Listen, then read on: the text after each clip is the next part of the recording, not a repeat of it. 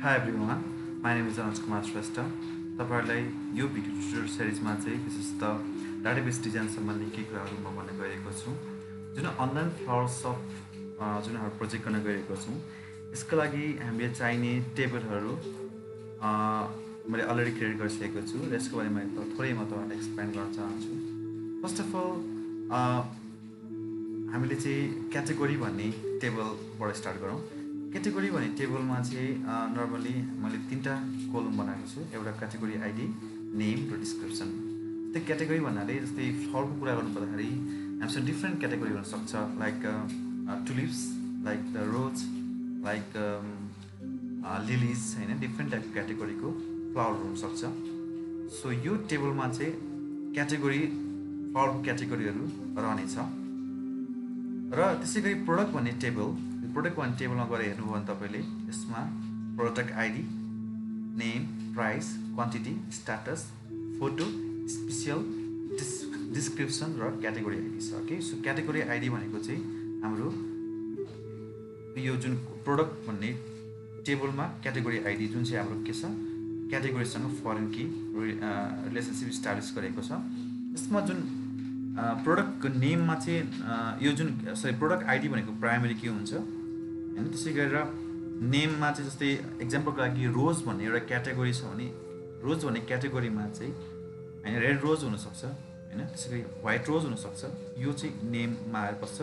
Price कति हो, यसको क्वान्टिटी कतिवटा छ हैन, स्ट्याटस, फोटोमा त्यो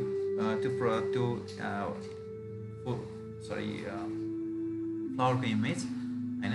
इमेजमा चाहिँ नर्मली मैले अहिले चाहिँ इमेजको फाइल नेम के हो, जस्तै suppose red rose dot JPG हुनसक्छ। त्यो कुरा चाहिँ यहाँ बस्छ। सो स्पेसियल हो कि होइन त्यो हैन, हामीसँग स्पेसियल भने एउटा स्पेसियल भनेको चाहिँ एक्चुअली बिटमा छ। त्यो चाहिँ आइदर ट्रु अर फल्स हुन्छ। यदि त्यो प्रोडक्ट स्पेसियल हो भने ट्रु हुन्छ भने अदरवाइज फल्स हुन्छ। डिस्क्रिप्सनमा चाहिँ प्रोडक्ट सम्बन्धी फर्दर कुराहरू चाहिँ यो फिल्डमा रहनेछ।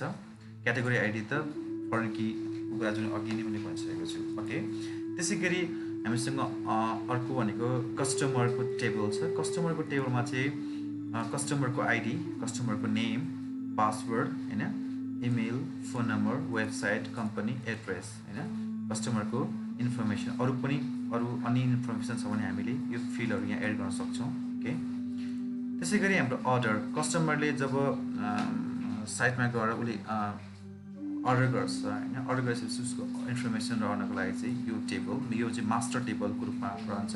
यसमा चाहिँ अर्डर आइडी, कुन डेटमा उसले अर्डर गर्यो, उसको पेमेन्ट मोड कुन हो त हैन, उसको पेमेन्ट मोड नेपालको कन्ट्रीमा भन्दाखेरि कि त युएस सेवा हुनसक्छ अथवा क्यास इन डेलिभरी हुनसक्छ है।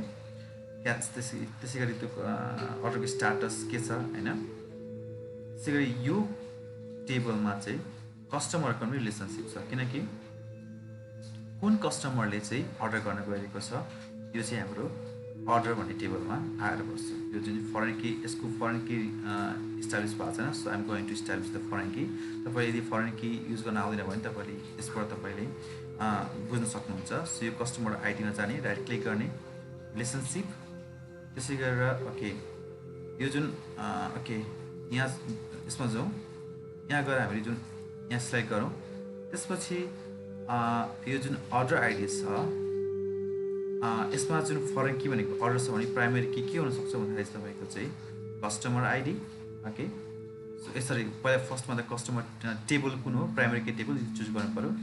सो कस्टमर, डेफिनेटली कस्टमर, यसको लागि आइडी भनेको के छ, कस्टमर आइडी, यसमा customer ID. So okay, close, so control S, yes.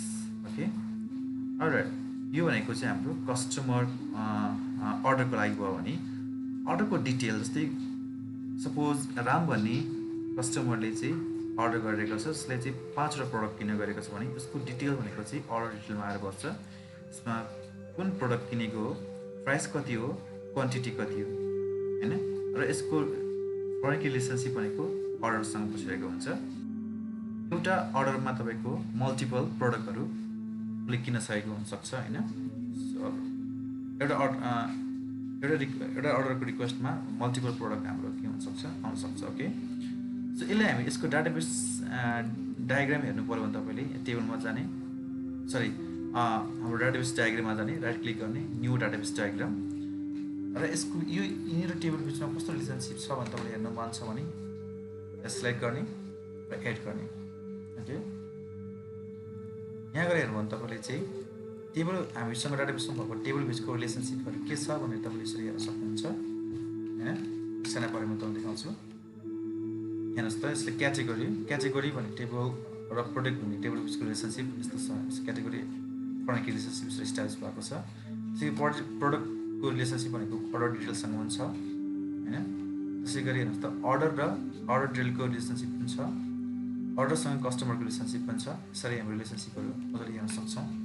Okay, alright, यो त भयो हाम्रो डाटाबेस कुन युज गर्न गइरहेको छौँ भन्ने कुरा। हामीले अरू फर्दर कुराहरू टेबलहरू चाहिएमा हामी पछि पनि हामी एड गर्नेछौँ। र अहिलेको लागि बेसिक चाहिने टेबलहरू चाहिँ यो हो। र यसमा युज गरेको फिल्डहरू पनि तपाईँले देख्न सक्नुहुन्छ होइन। यसमा भएको फिल्डहरू पनि राम्रोसँग हेर्नु होला।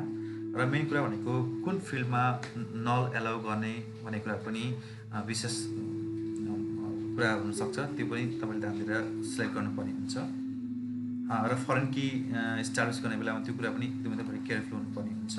र अर्को कुरा तपाईँले इम्पोर्टेन्ट कुरा के विचार गर्नुपर्छ भनेर चाहिँ जुन लेन्थ छ, जस्तै मैले सपोज कस्टमर नेम राखेको छु, यसमा एनिबाई कार्ड युज गरिरहेको छु भने यसमा जुन लेन्थ छ 50, यो 50 जुन लेन्थ राख्ने बेलामा तपाईँ एकदमै केयरफुल हुनुपर्छ।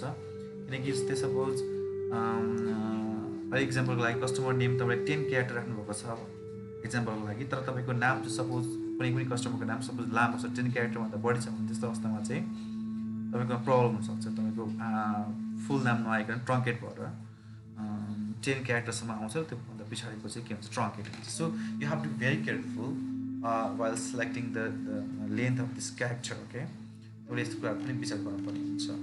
र हामीले अहिले प्रोजेक्टमा युज गर्न गइरहेको एप्रोच भनेको चाहिँ डाटाबेस फर्स्ट एप्रोच युज गर्न गइरहेको छु। हाम्रो इन्टिग्रेटेड फ्रेमवर्कमा हाम्रो नर्मल 3 एप्रोच हुन्छ। Code first approach, database first approach र मोडल फर्स्ट एप्रोच। जसमध्ये अहिले मैले युज गर्न गएको एप्रोच भनेको चाहिँ डाटाबेस फर्स्ट एप्रोच हो। तपाईँले कुनै पनि एप्रोच युज गर्न सक्नुहुन्छ, आफूलाई कुन कम्फर्टेबल फिल हुन्छ त्यो अनुसारले गर्न सक्नुहुन्छ। अहिलेको केसमा तपाईँसँग यदि अलरेडी डाटाबेस प्रिपेयर छ भने त्यस्तो अवस्थामा तपाईँले डाटाबेस फर्स्ट एप्रोच युज गर्न सक्नुहुन्छ। किनकि मसँग मैले अलरेडी डाटाबेस बनाइसकेको छु र अब म एप्लिकेसनमा युज गर्ने बेलामा चाहिँ यो डाटाबेसलाई युज गरेर मैले चाहिँ डाटाबेस फर्स्ट एप्रोच युज गरेर म एप्लिकेसन क्रिएट गर्नेछु। ओके, सो आई होप तपाईँले यो भिडियो सिरिजबाट यो भिडियो ट्युटोरियलबाट तपाईँले डाटाबेस सम्बन्धी कुरा र टेबलहरू र प्रोजेक्टलाई कुन कुन टेबलहरू आवश्यक छ त्यो कुरा पनि तपाईँले बुझ्नुभयो होला। So thanks for watching.